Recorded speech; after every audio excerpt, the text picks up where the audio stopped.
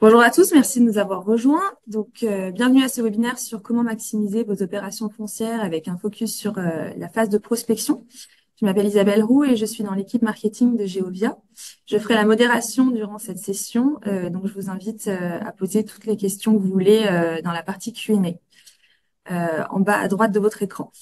Je suis accompagnée de Fabrice Servant, le directeur succès client de chez Geovia, et de Ferial Nadji, qui est notre business consultante de l'industrie AEC, donc architecture, engineering and construction. Tous les deux vont vous présenter un petit peu d'Assosystème, la marque Geovia, les challenges et les axes de transformation sur ce sujet, la collaboration lors de la recherche foncière, euh, l'étude de marché et analyse de l'opportunité foncière, et enfin une partie sur l'étude de capacité, la phase d'esquisse. Je vais maintenant leur laisser la parole. Merci beaucoup Isabelle. Merci. Alors, Donc, bonjour à tous. Donc, moi, je suis Fabrice Servant. Je travaille pour Dassault Systèmes depuis 20 ans. Je vais vous présenter un petit peu l'entreprise. Donc, moi, je suis en charge de tout ce qui est avant-vente, support technique. Et puis, on a un IDs Lab aussi dans la marque Geovia. La marque Geovia, je vous en parlerai un peu après, c'est la marque qui s'occupe de tout ce qui est gérer les données géospatiales, description du territoire, avec aussi le sous-sol. Donc l'entreprise Dassault Systèmes, c'est une entreprise française, multinationale, avec 20 000 employés à travers le monde. On a un énorme réseau de partenaires qui font beaucoup de formations, de revente pour nous, et on a plus de 300 000 clients dans le monde.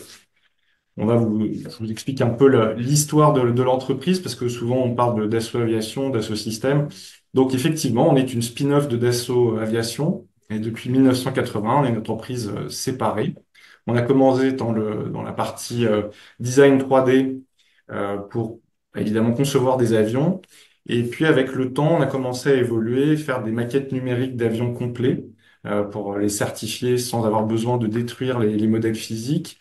Et on a commencé à se développer dans l'automobile puisqu'il y avait énormément de contenu numérique et qu'il fallait assurer une espèce de consistance. Donc, c'est la maquette PLM, le Product Lifecycle Management, euh, et puis qui permet de s'assurer qu'on a une maquette qui est cohérente. C'est-à-dire que toutes les pièces digitales constituent un tout qui pourra être fabriqué et vendu plus tard. Depuis 2012, on a une plateforme qui s'appelle la 3D Experience Platform qu'on va vous présenter rapidement, qui est une plateforme business, c'est-à-dire qu'elle permet de supporter non seulement les échanges de données d'ingénierie, mais de relier aussi le marketing, les ventes, la stratégie autour du produit.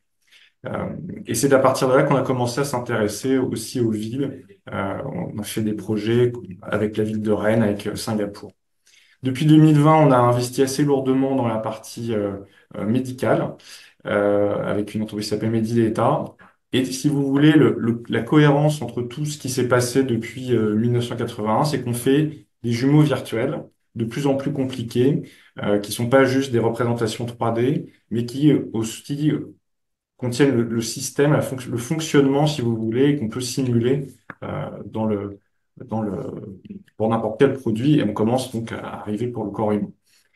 Et notre ambition, c'est évidemment de faire que ces différents jumeaux numériques puissent être connectés et qu'on soit capable d'encore mieux simuler et comprendre quels sont les impacts des décisions qu'on prend aujourd'hui. Donc, chez Dassault Systèmes, on a plusieurs marques. Donc nous, on est la marque Geovia qui est ici, qui est sur la partie 3D. Donc on fait donc la gestion des informations géospatiales et du sous-sol. On a d'autres marques qui servent plus pour l'ingénierie, donc des marques connues comme CATIA, SolidWorks. Et on a des marques qui sont plus dédiées soit à la collaboration, comme Enovia, soit à la gestion des informations comme NetVibes ou Medidata dans le domaine médical. Et on a tout ce qui est simulation, que ce soit de la simulation physique comme Simulia, ou alors la simulation pour faire de l'assemblage, donc c'est des propriétés plutôt mécaniques comme Delmia. Voilà. Et on a donc ces industries que nous, on sert quand on est chez Geovia. On a tout ce qui est ville et territoire, la partie infrastructure, évidemment la construction, et un petit peu la partie marine avec la gestion des ports. Voilà, Ferial, je pense que je te donne la main. Je te laisse te présenter. Bonjour à tous, Ferel Nadi, je suis business consultant au sein de l'industrie AEC, donc architecture, ingénierie et construction. Cela fait déjà un an que j'ai rejoint Dassault Systèmes et avant ça, j'ai travaillé un bon moment dans la construction, plus précisément chez un promoteur constructeur. Et j'ai rejoint l'équipe afin de renforcer justement la partie architecture, ingénierie, construction. Donc, Dassault Systèmes, ça fait déjà 10 ans qu'on travaille justement dans le domaine de la construction, un peu plus même, avec des partenaires divers et variés. Donc, on travaille avec de gros bureaux d'architecture, comme par exemple celui de Zaha Hadid ou Franck Gehry. La raison pour laquelle on travaille avec ces bureaux d'architectes, c'est la capacité justement de nos logiciels 3D à gérer les formes complexes de façade, par exemple, que d'autres logiciels ne maîtrisent pas. On travaille aussi avec des grands général contractants, comme par exemple Bouygues Construction, avec qui on a un partenariat stratégique. On travaille avec les écoles pour former les nouvelles générations, avec les territoires tels que la ville de Rennes, avec des fournisseurs de matériaux tels que Saint-Gobain, mais aussi avec des industriels. Que ce soit des industriels qui font du bois comme Piftobois ou Protex. Et ce qu'il faut savoir aussi, c'est que nous avons un logiciel gratuit qui s'appelle Home by Me. Aujourd'hui, il y a à peu près 15 millions de personnes par jour qui utilisent ce logiciel-là. Donc ça, c'est un peu, on va dire, l'écosystème global avec lequel on travaille. Si tu peux juste passer la slide. Voilà. Euh, et dans l'industrie AEC, nous avons quatre challenges, des challenges que vous connaissez tous, mais c'est les mêmes challenges que nous aussi on veut justement, on va dire, atteindre. Le premier challenge, c'est la croissance de la population. Aujourd'hui, on le voit bien, le foncier se raréfie. C'est pas pour autant que la population diminue. Donc, on a besoin justement de loger. Quelle solution avons-nous justement pour répondre à cette raréfication du foncier versus croissance de la population? Ça, aujourd'hui, on parle de massification urbaine, on parle de construire sur la ville. Donc, quelles sont les différentes solutions qu'on peut apporter?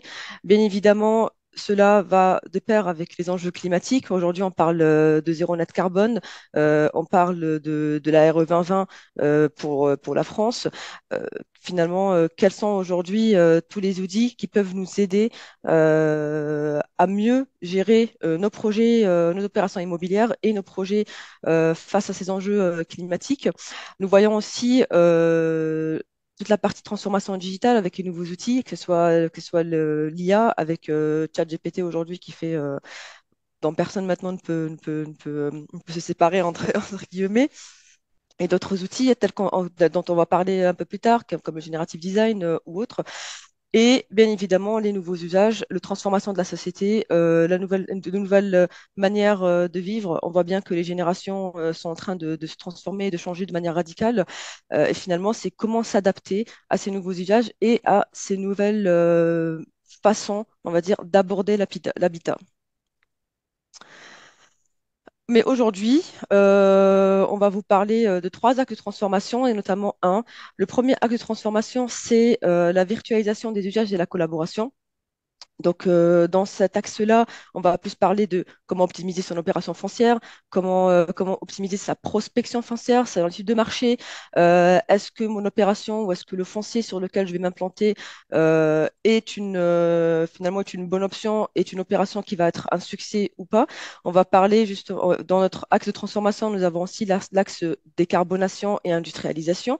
On a parlé justement des usages, on a parlé de la RE 2020 et de la décarbonation. Et le troisième axe, c'est bien évidemment le succès commercial. On sait forcément que on a beau avoir le meilleur produit, il faut quand même savoir le vendre. C'est justement comment Dassault Systèmes peut vous accompagner pour atteindre ce succès commercial. Cependant, pour ce premier webinaire, on va se concentrer sur le premier axe qui est celui de la virtualisation des usages et la collaboration. Comment finalement on estime qu'une opération immobilière sera un succès ou pas. Très bien. On va commencer par une première question que vous pouvez répondre hein, par le Q&A. C'est dans quel type d'entreprise travaillez-vous? Donc, vous avez en bas un Q&A, c'est ça, Isabelle? Oui, exactement, c'est en bas à droite. Normalement, vous n'avez pas accès au chat, vous avez accès que à cette partie-là. Et ça fonctionne bien. On a déjà des réponses. Non, moi, je vois pas les réponses. Donc, tu nous dis, Isabelle, là, quand est-ce qu'on passe à la suite? Oui, je pense qu'on peut laisser 1 ou 2 minutes à tout le monde le temps de répondre. On a déjà maître d'ouvrage public. Soyez pas timide. Bon, je vais passer à la suite. Alors, on va commencer par vous faire une petite présentation de ce qu'on appelle la 3D Experience Platform. Donc, hop, voilà. Donc, la 3D Experience Platform, c'est pas un site web, donc c'est vraiment une plateforme sur laquelle on se connecte, sur laquelle on est identifié. Et quand vous allez arriver sur la plateforme, vous allez tomber sur ce qu'on appelle des dashboards. Donc, des dashboards, ils sont composés de ce qu'on appelle des widgets. Donc là, vous voyez, il y a une partie sur une opération. Donc là, comme on a une partie de la démonstration qui est sur Singapour, donc j'ai constitué quelque chose qui est par rapport aux différentes nouvelles sur le real estate à Singapour. Ça, c'est les règles de construction par l'entité BCA qui explique sur les logements résidentiels quelles sont les différentes règles qu'il faut respecter. Vous avez les documents qui sont là. Et donc, toutes ces différents widgets, en fait, sont associés à des rôles. Donc, les rôles, c'est en fonction de de la mission que vous avez, on va vous donner certains rôles. Il y a un rôle, par contre, qui est donné à tout le monde, qui est celui-là, qui est le 3D Swimmer, qui vous permet de faire déjà pas mal de choses en termes de collaboration. Et puis, quand il y a des rôles un peu plus précis, donc là, c'est les rôles pour le géospatial, qui permettent d'avoir accès à de la cartographie et plutôt du système d'information géographique. Donc, on peut les constituer. On n'a pas besoin, il n'y a pas besoin de faire du code, hein. On peut vraiment assembler ces widgets comme on le veut. On peut mettre différents onglets. Donc là, on passe sur la communauté. Donc, il y a un système de blog. Donc là, vous voyez un pipeline qu'on va revoir dans les démos. On peut créer différents types de contenus, du média, du post, des wikis ou des tâches même. On peut même assigner des tâches directement à partir de ces communautés. Donc en fait, on les constitue pour un groupe de travail avec un certain nombre d'utilisateurs. Et puis après, on peut avoir un autre onglet qui va arriver sur d'autres systèmes. Bon, là, c'est par exemple une carte qu'on a constituée pour un autre projet, qu'on peut connecter à du contenu Internet. Tout ça, ça fonctionne sur le cloud. Et si vous êtes administrateur du SIG, ben, vous avez accès aussi à une console spéciale pour gérer votre contenu. Voilà. Donc, vous avez à peu près un petit peu l'idée de ce que peut faire la 3D Experience Platform. Hop, Serial, je te lance la présentation, la vidéo. Tu vas reprendre le contrôle de la vidéo? Oui, oui, Je te la c'est bon, en lance principe. et je te donne le contrôle. Top. Donc, comme l'a expliqué Fabrice, donc la plateforme vous donne accès finalement pour quel que soit le projet sur lequel vous allez travailler, vous allez être tous sur la même plateforme. Et ici, on va voir en fait comment peut se faire une collaboration lors d'un suivi de projet. Donc là, vous avez ce qu'on appelle. Ah, je pense que. Voilà, pardon.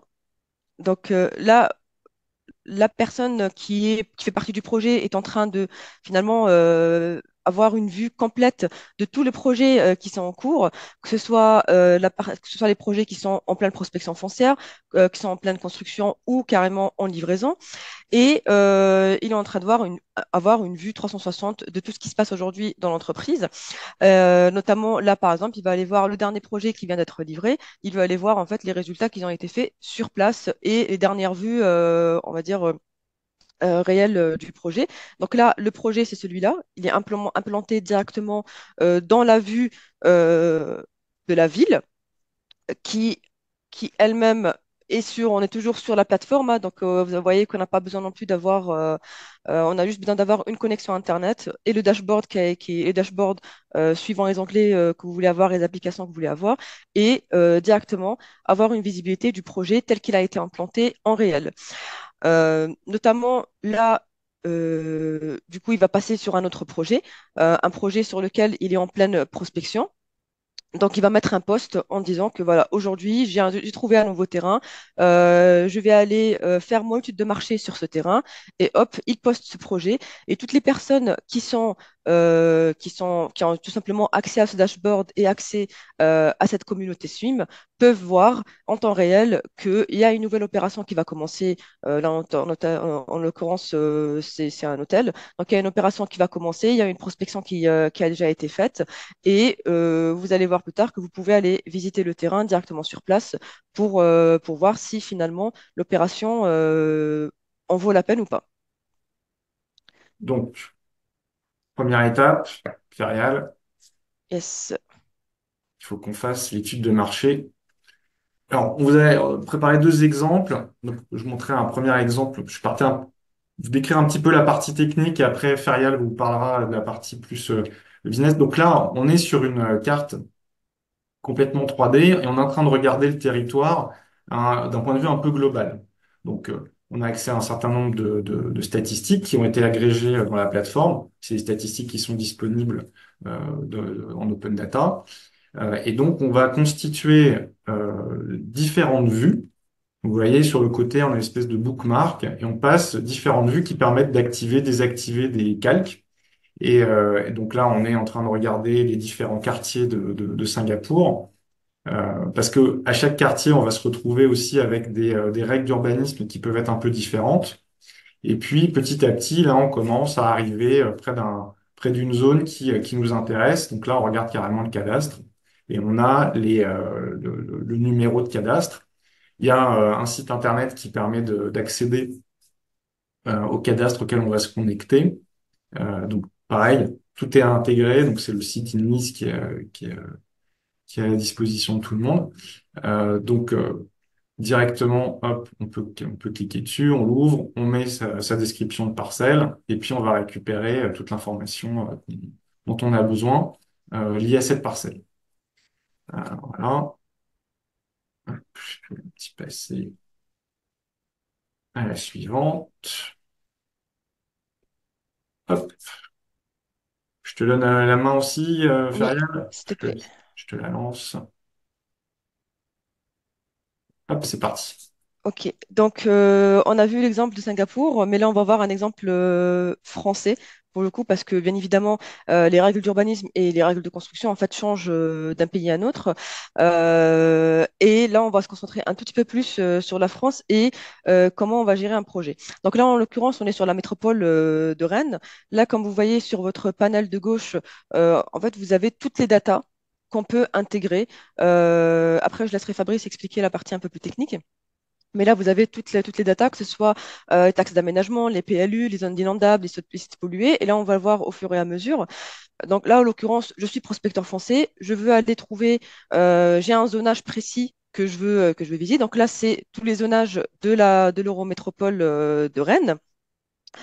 Et au-delà des zones, j'ai aussi la possibilité d'aller voir aussi quelles sont les ZAC existantes et possiblement euh, exploitables aujourd'hui. Et oui, voilà. Donc là, comme vous le voyez, si je reviens un tout petit peu en arrière, pour chaque parcelle que vous sélectionnez, vous avez aussi cette petite fenêtre paramétrique qui apparaît. Donc, c'est une fenêtre d'information. Sachant que chaque onglet que vous voyez là est paramétrable, vous avez la possibilité d'enlever ou d'en rajouter suivant la data que vous voulez voir ou celle qui vous paraît le plus pertinent par rapport à votre recherche. Vous avez la possibilité de faire exactement aussi la même chose pour, par exemple, les zones inondables. Donc là, je reviens un peu sur la ZAC, mais je vais avancer. Donc là, effectivement, ça, c'est toutes les informations dont je vous parlais pour la ZAC. Vous avez la possibilité de voir les zones inondables par rapport à la parcelle que vous visez et les informations liées. Vous avez les sites pollués. Donc ça, c'est intéressant parce que souvent, dans la pollution de sites, on sait très bien que parfois un projet peut avoir un surcoût à cause d'un polluant précis. Donc là, vous avez toute la description de quel type de polluant, quel est l'historique de la parcelle, est-ce que finalement il y a un risque ou pas de construire dessus. Bien évidemment, c'est de l'open data. Donc s'il y a un changement quelconque au niveau de la parcelle et que ce changement a été notifié sur la parcelle, il sera aussi mis à jour automatiquement sur la plateforme que vous allez visiter, enfin, sur le site que vous allez visiter. Donc, c'est vraiment des changements automatiques pour la partie open data. La même chose aussi pour les taxes d'aménagement qui peuvent aussi influencer un projet dans le positif comme dans le négatif. Donc, vous avez toutes les infos. Et de la même manière, chaque feinte paramétrique peut être modifiée comme vous le souhaitez. Et bien sûr, nous avons tout ce qui est la DVF, la valeur foncière, avec tous les paramètres inclus dans les fichiers spécifiques à l'open data. Et de la même manière, vous pouvez aussi les paramétrer. Nous avons aussi accès à tout ce qui est réseau de transport, hein, que ce soit métro, RER, tramway ou plus. Et bien évidemment, le plan cadastral, étant donné que c'est un peu, c'est un peu la base aussi, le plan cadastral, allez voir directement la parcelle qui vous intéresse, les caractéristiques de cette parcelle, et suivant la parcelle, allez voir aussi les PLU, taxes d'aménagement, et ainsi de suite. Bien évidemment, voilà, je fais pause. De la même manière où on peut paramétrer les petites fenêtres que vous avez vues apparaître, on peut aussi paramétrer aussi l'ordonnancement de ces fenêtres-là que vous voyez à gauche, ainsi que leur contenu, en fonction de ce qui est important pour vous au sein de votre entreprise. Et peut-être que je vais laisser Fabrice peut-être parler un peu plus de la partie technique. Données? Ouais, Oui. alors on va pas vous faire une démonstration technique, enfin, je rentrer trop dans les détails. Alors, ce qu'il faut comprendre, c'est que aujourd'hui, il y a beaucoup de données qui sont exposées sous forme de flux, donc on peut les agréger, elles sont automatiquement mises à jour par les gens qui sont responsables de ces données-là. Ce qui est intéressant, c'est qu'on peut mélanger des données qui sont des données de référence fournies par des organismes, mais aussi vos données, c'est-à-dire que on essaye de fournir une plateforme dans laquelle il y a la donnée, mais il y a aussi votre savoir-faire, c'est-à-dire que si vous avez, vous, des façons d'agencer les données pour aller plus vite dans vos analyses, bah, c'est ça qui vont être capturés sur l'espèce de petits bookmarks qui sont sur le côté, où vous allez choisir exactement quels sont les calques qui vous intéressent et ce que vous voulez afficher. Et ce que disait Ferial aussi sur la partie des petits panneaux d'affichage quand on clique sur quelque chose, c'est pareil, c'est des choses qui se customise très facilement. C'est pas un projet de service, quoi. C'est vous qui décidez ce que vous voulez voir et afficher, quoi. Vous n'avez pas besoin d'avoir une formation Bon. en informatique ou autre, Non, c'est vraiment et même, intuitif et facile à faire. voilà. Et en fait, les systèmes d'information géographique peuvent être assez complexes à gérer. On se targue d'avoir mis en place quelque chose qui vous permet vraiment de télécharger la donnée sur le site et instantanément de la mettre en place dans votre référentiel, de construire une vue qui peut être partagée. Parce que c'est aussi ça l'intérêt. C'est-à-dire que vous créez un point de vue sur un dashboard comme ça, vous pouvez ensuite le partager avec votre équipe de manière à pouvoir continuer le travail. Hop. On va passer à la suite. Tac. Alors là, on est rentré dans une phase, la phase suivante, c'est-à-dire que là, on a vraiment commencé à regarder quelle était la zone dans laquelle on veut faire le projet, et donc on s'intéresse à l'environnement immédiat. Donc pareil, on affiche des couches là plus sur le transport, donc ça c'est le transport public, le réseau de métro.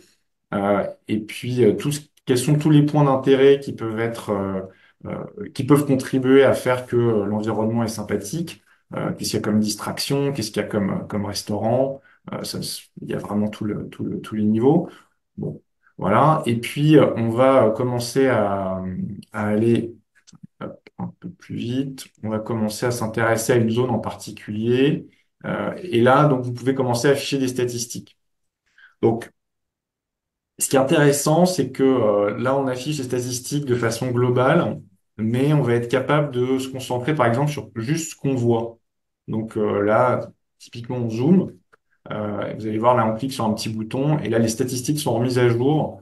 Et donc, on est filtré que là-dessus. Donc, c'est un début d'analytique, c'est-à-dire que les statistiques qu'on peut avoir à l'échelle d'une ville elles valent ce qu'elles valent, mais c'est peut-être pas exactement la même chose quand on va venir se focaliser sur un quartier.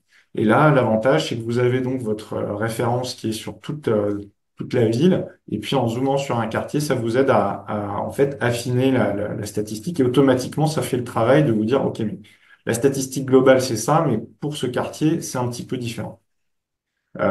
Ensuite, là, on a tout un tas d'open data qui sont disponibles sur l'occupation des hôtels. Là, on s'était sur un projet justement pour créer un hôtel. Et donc, ce qui nous intéresse, c'est la compétition en termes d'hôtellerie. Et là, c'est on montre le nombre de chambres, l'occupation des chambres pour les différents hôtels qui sont dans le quartier. Je sais pas si tu voulais rajouter quelque chose, Ferial, sur ce sujet. Après, l'idée à travers ce genre d'outils, c'est aussi de pouvoir donner de la valeur à votre futur projet et de pouvoir bien le positionner. Quand on fait un projet immobilier ou un projet tel qu'un hôtel, on veut aussi ne pas se jeter peut-être première et faire cette étude de marché qui va nous permettre de dire si ça va être un succès commercial ou si l'opération immobilière va se vendre rapidement ou pas. Est-ce que je suis bien positionné par rapport à mes concurrents? Donc ça, c'est des outils. On sait qu'aujourd'hui, pour faire on va dire, d'études de marché, ça prend énormément de temps. Donc, avec notre outil, ce qu'on a fait, c'est justement simplifier cette partie études de marché avec une visibilité claire sur qu'est-ce qu'il y a autour, que ce soit autour de la parcelle, dans le quartier ou même dans la ville. Et vous allez voir après dans la vidéo, on est parti un peu plus loin aussi. Donc, si tu peux mettre la vidéo qui vient juste après. Ouais, c'est ça. Donc Alors là, là, ouais, ouais, vas-y. vas-y. Bon, après, on revient sur la... Donc là, quand on fait une opération immobilière ou quand on fait une opération quelconque, on a toujours, on va dire, cet adage qui dit localisation, localisation, puis localisation. Donc l'idée, c'est justement de revenir sur ce point-là. On a mis en place ce qu'on appelle des isochrones. Donc Fabrice va revenir dessus. Et c'est finalement qu'est-ce qu'il y a autour de moi euh, dans un périmètre donné, que ce soit à pied, à vélo ou en transport. Euh, et qu'est-ce qu'il y a de quoi comme commerce ou comme service, on va dire. Alors, comme vous voyez plus haut, alors attends, parce que j'ai pas. Voilà. Donc là, si on revient un peu en arrière, donc là, vous voyez, on a un système de scoring. Ce scoring, pour l'instant, il a été fait de manière, on va dire, on a donné la même valeur à tout. Cependant, ce scoring peut être modifié en fonction de la stratégie de votre entreprise. Ça veut dire que si c'est une entreprise, si dans l'opération immobilière que vous allez faire, par exemple, vous allez privilégier tout ce qui est transport enfin, à pied, on va dire, tout ce qui peut être fait à pied, vous pouvez en fait modifier, on va dire, la valeur des fonctions enfin, des fonctions des services qu'il y a autour. De la même manière, si vous êtes, par exemple, promoteur immobilier, vous êtes en face d'un client et que ce client demande finalement qu'est-ce qu'il y a autour de ce projet et c'est ça qui va en fait faire pencher la balance, vous pouvez changer ces critères en fonction on va dire, des besoins du client et le scoring va changer en direct avec le client.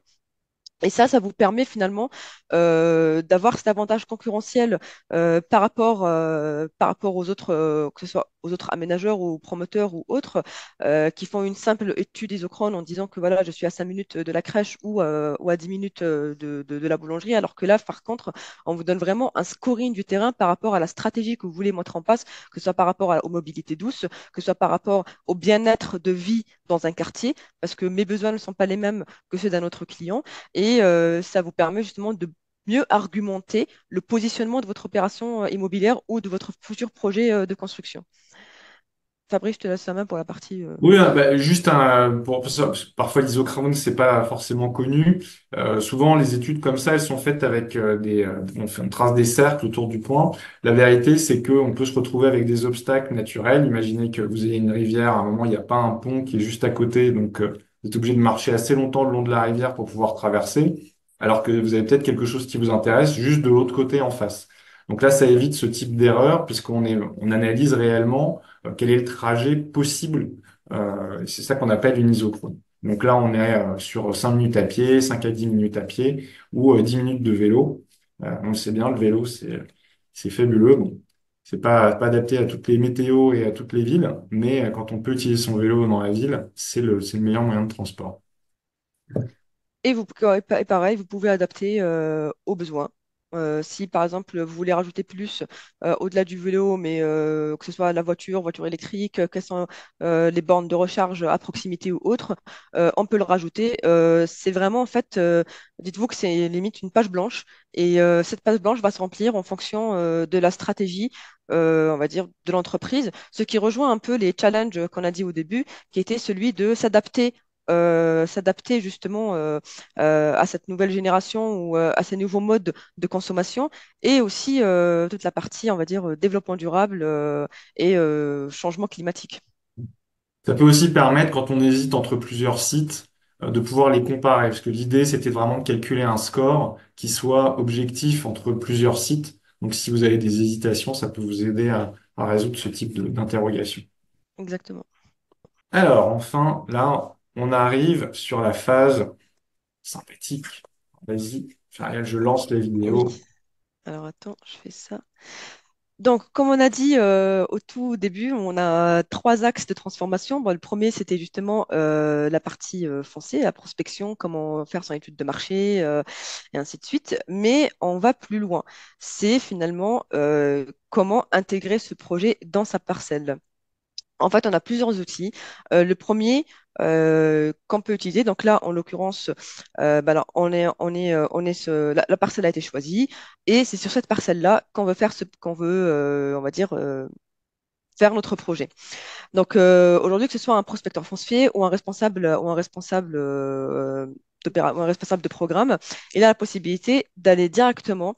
Donc là, pareil, de la même manière quand on parle de collaboration. Donc vous voyez que là, on passe de la plateforme Swim pour la collaboration à notre software dédié à la ville, juste en un clic. Et la personne va aller dessiner directement son projet sur la parcelle.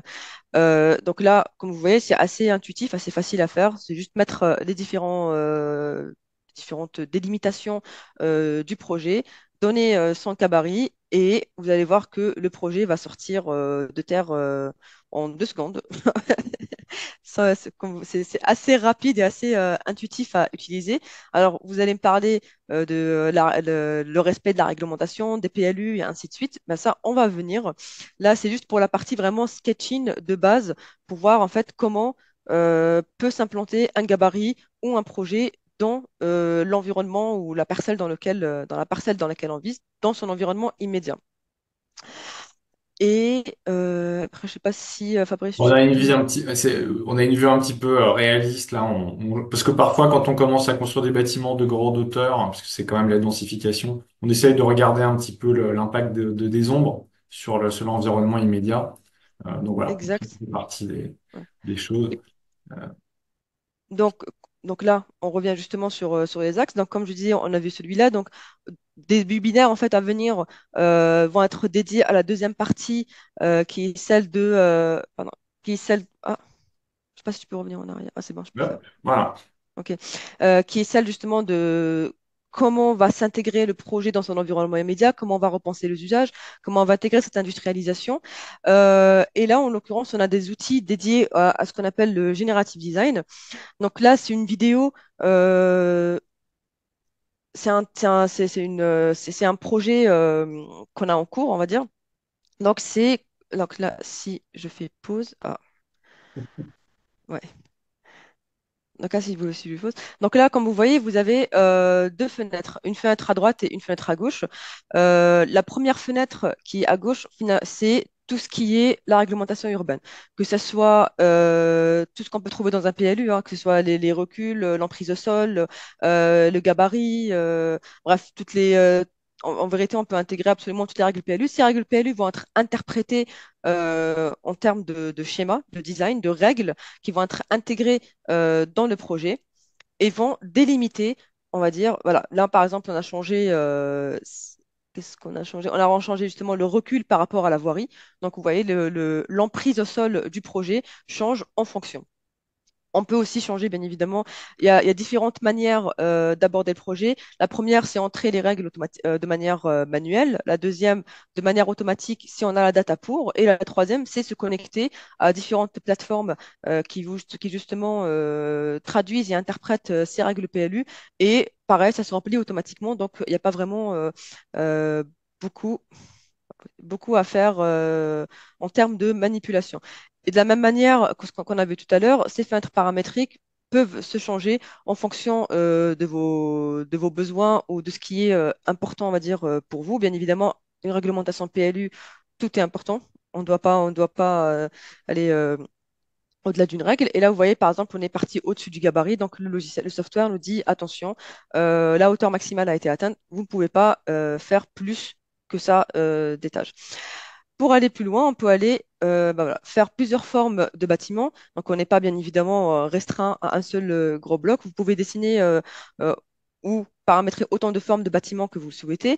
Et pour aller plus loin, mais ça vous le verrez dans un deuxième webinaire, il y aura aussi en fait une distribution automatique des typologies d'appartements directement dans le volume, un nombre de TD, T3, T4 que vous aurez paramétré, une aussi un agencement automatique des parkings aussi qui va bien évidemment s'adapter à la réglementation PLU qu'on aura intégrée. On sait très bien que parfois dans les communes, on peut trouver parfois deux places de parking par appartement, une place et demie.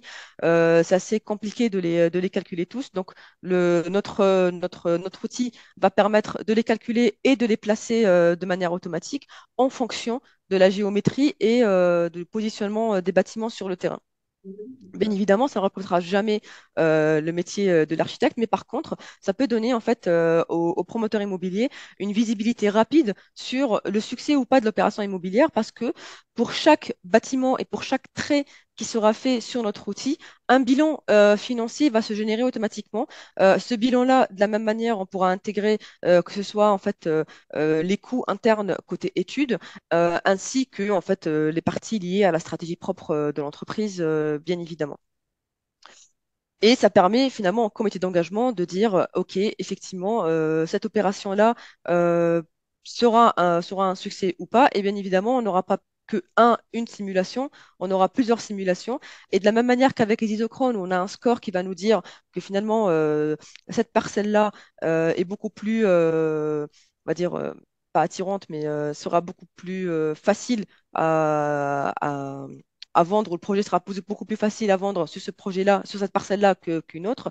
Bah, de la même manière, une disposition de projet ou une répartition, on va dire, sur la parcelle, on pourra avoir plusieurs notations qui vont vous dire bah, la disposition de ce projet-là aura beaucoup plus de facilité à se vendre, aura beaucoup plus de succès que la simulation 2 ou 3.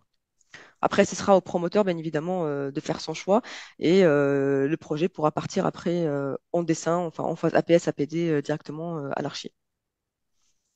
Donc, je sais pas si Fabrice, tu as, une. Non, non, c'est très clair. Et après, donc ça, c'est les projets un peu. Donc ça, ça va plus loin que l'esquisse, puisque là, on commence à avoir carrément un chiffrage en termes de nombre d'appartements, tout ça, même si, effectivement, ça remplace pas l'architecte. Et on peut le remettre après en contexte dans la ville et le présenter Exactement. aussi en contexte Donc, exactement. Donc, cette même simulation que le promoteur ou que le maître d'ouvrage, si ce n'est pas un promoteur immobilier, qu'aura choisi, quand elle sera envoyée à l'architecte et que l'architecte travaillera dessus, bien sûr, bien évidemment, il y aura des modifications. Ce sera peut-être pas à 100% égal à ce que le promoteur aura choisi, mais le travail qui aura été fait sur l'architecte, avec l'architecte, que ce soit sur Revit, Archicad ou autre, pourra être réimplémenté directement sur la plateforme qui elle-même accueille des fichiers, pratiquement tout format de fichiers, voilà, pourra être réintégré sur la plateforme et pourra être réintégré dans l'environnement de la ville pour voir en fait comment ça va s'intégrer et bien évidemment pareil l'impact des ombres, l'impact de la circulation routière, la qualité de l'air extérieur, des vents. On a beaucoup d'études de simulation, on va dire environnementales qu'on peut intégrer aussi pour voir finalement justement comment le projet va impacter la ville dans le futur après, c'est voilà, c'est plus la communication après avec les élus aussi, s'il y a besoin de aussi.